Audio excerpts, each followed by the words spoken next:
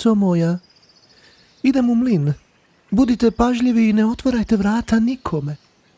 Ako dođe vuk, prepoznaćete ga po dubokom glasu. Dječice, ja sam vaša majka. Donijela sam vam kruha i mlijeka. To je vuk!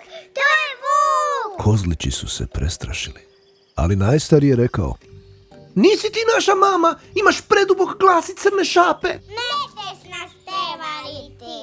Idi čao, vuče! Nećemo... Malo bijelog brašna. Moram pobijeliti šape.